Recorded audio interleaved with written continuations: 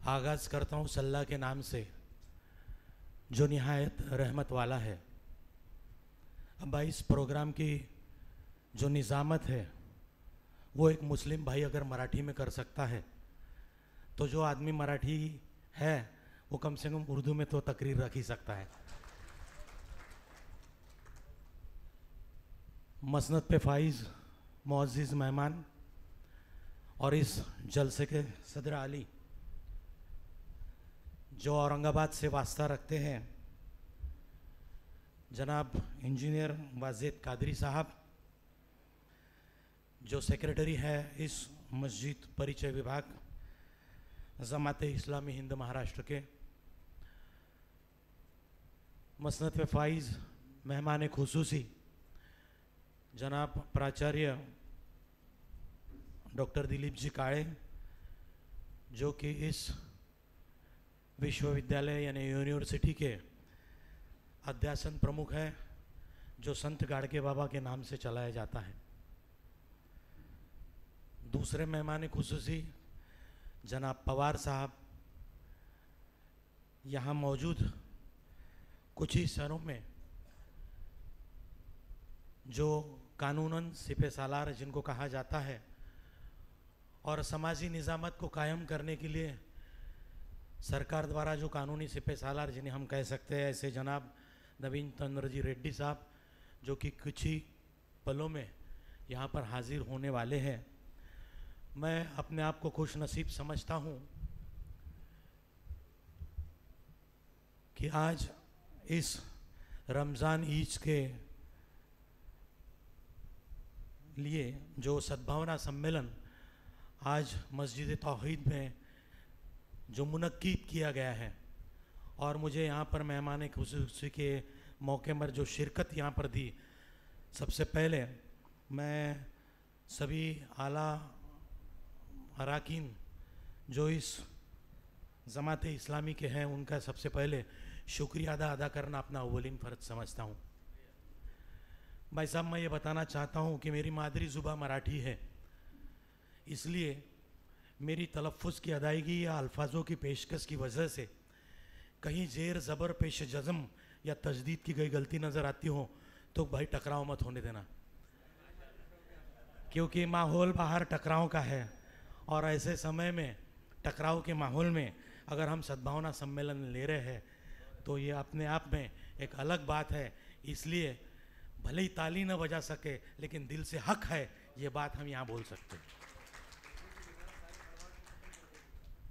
क्योंकि इस सद्भावना सम्मेलन के ज़रिए समाजी निज़ामत को कायम करने वाले लोग जो दिल में कुछ ना कुछ अच्छी बात रख के जीते हैं, उनके जो उसूल है वो कायम होने की बात नज़र आती है।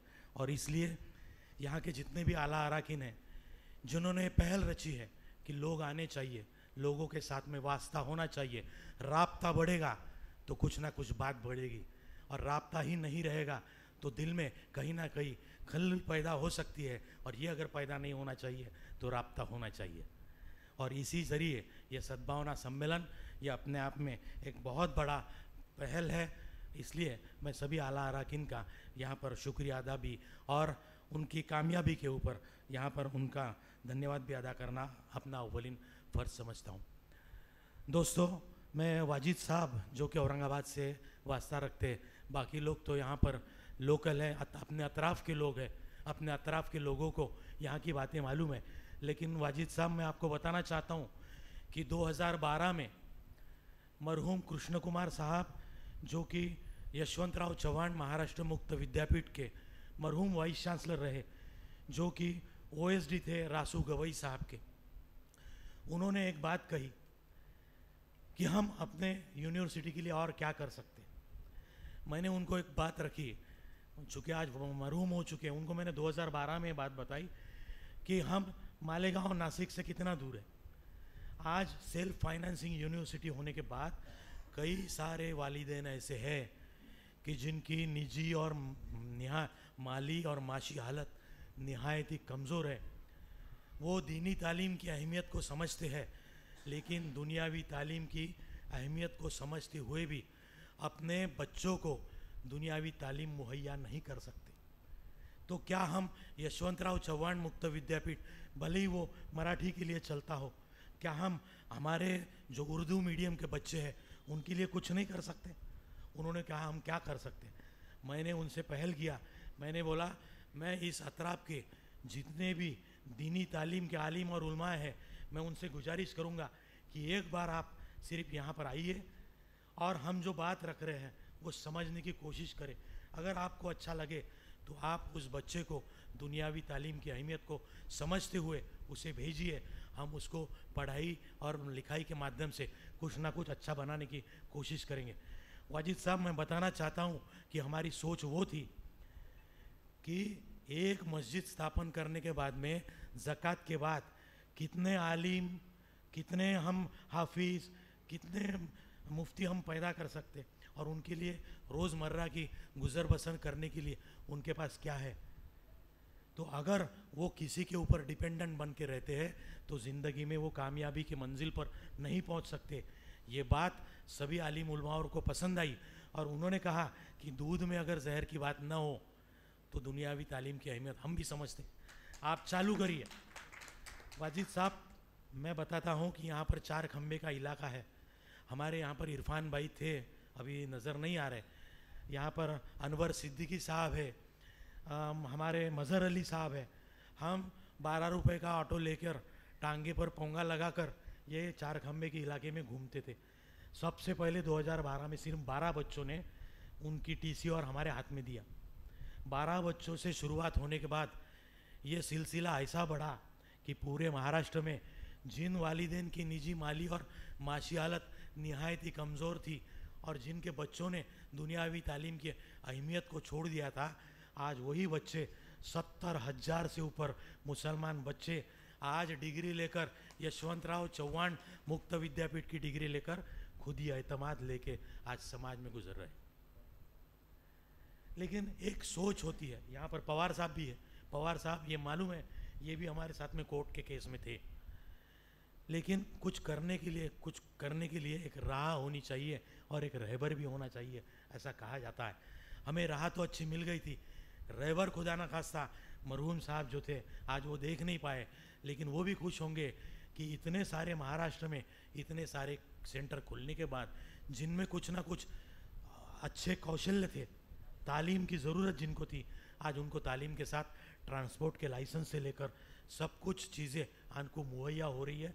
केवल उस दुनियावी तालीम जो तस्दीक नामा उनको तकसीन हुआ, उस तस्दीक नामे के भरोसे तकसीन होने के बाद वो एजुकेशन लोन के लिए एलिजिबल हो गए, पात्र हो गए।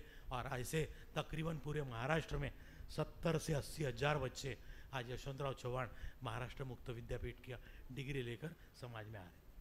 कुछ चीज़ें करने के लिए हमारे साथ जिस तरह से आज आपने सद्भावना सम्मेलन किया, हम हमारी बात भी यहाँ पर रख पा रहे। हमारे प्राचार्य दिलीप काळे साहब है, जनाब इतना काम करते हैं महाराष्ट्र में, जितने सारी किसानों की आत्महत्या हो, जिनकी सही में माली और माशी हालत निहायत ही कमज़ोर हो और कुछ करने का जज्बा जिसके दिल में है, उसके लिए काम करने के लिए ये लोग अपना तन मन धन और पसीना बहाते हैं। सवाल इतना ही है कि इन लोगों तक उन ज़रूरतमंदों को पहुंचाएगा कौन? तो आज ऐसे लोग जो इन लोगों को देख रहे हैं, उन्होंने समझ लेना चाहिए। पवार साहब है जो गरीब मजदूर है, जिनके बेटे माँ और बाप कहीं काम को जाता है, उनके बेटी के साथ में या बेटे के साथ में कहीं अत्याचार ना हो, उनका कोई गलत फ़ायदा ना उठाए, इसके लिए दिन भर अपने घर में स्कूलें चलाते हैं। ऐसे कई सारे लोग हैं जो समाजी निज़ामात को कायम करने के लिए अपना खून पसीना बहाने के लिए तैयार है। ऐसे लोगों को साथ में लाना चाहिए और अपने कौम में इस अतराफ में कहीं ज़रूरत अगर है तो कुछ ना कुछ अच्छी बात हम मिल बांट के कर सकते हैं।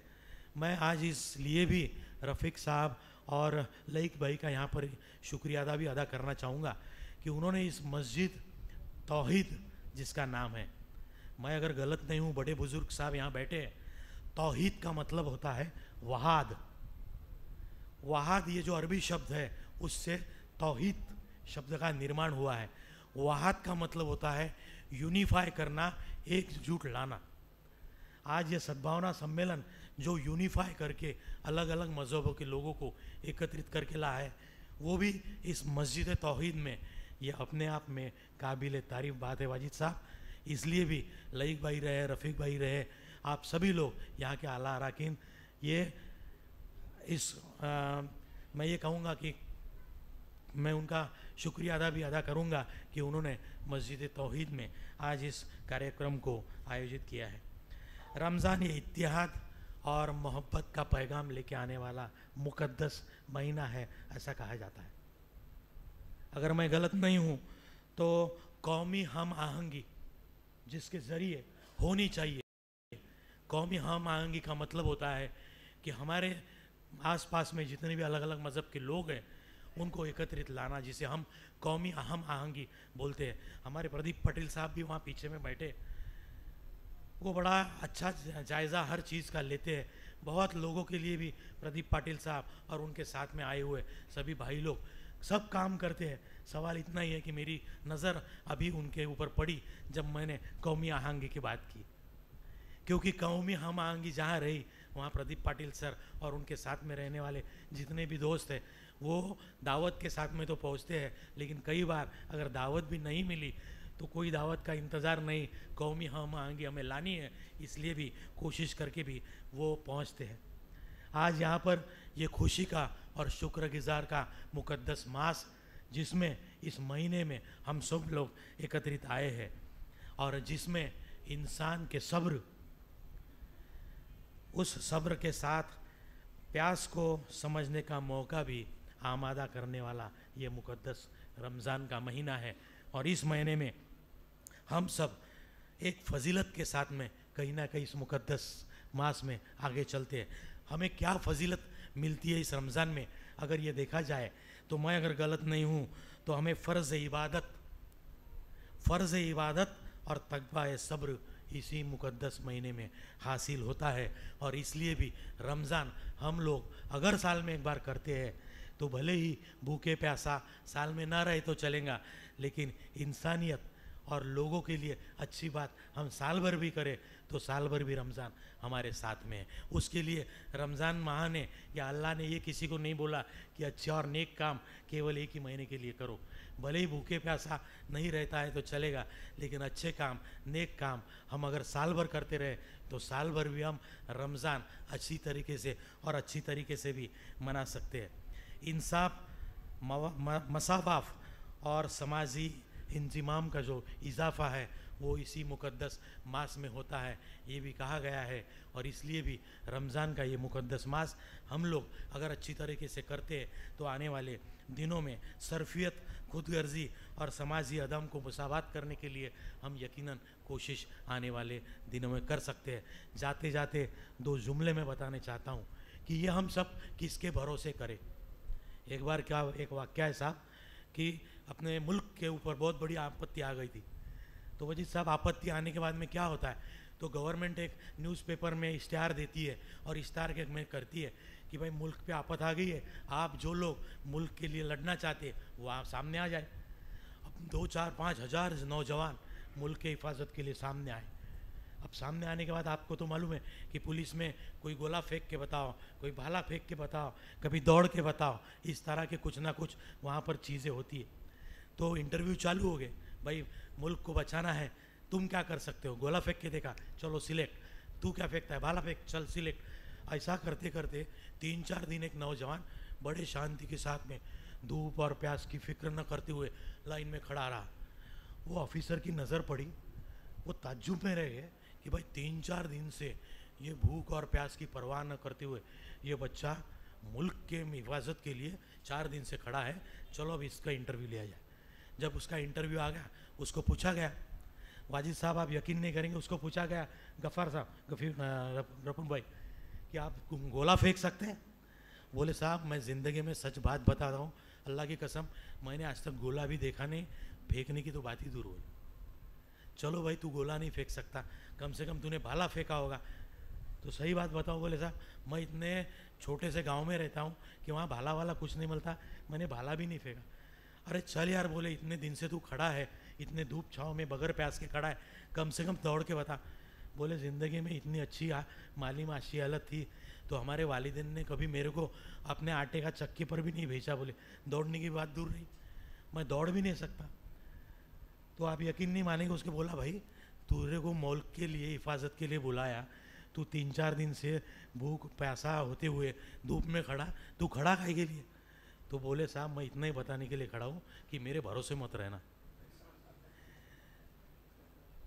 तो अभी कानूनी और समाजी निज़ामात को कायम करने के लिए अगर इस तरह के लोग जो इतना ही कहने के लिए रहे कि लाइक भाई अब मेरे से भरोसे पे मत रहना, तो शायद समाजी निज़ामात या और कुछ जो चीज़ हम सोचेंगे वो कायम नहीं कर सकते।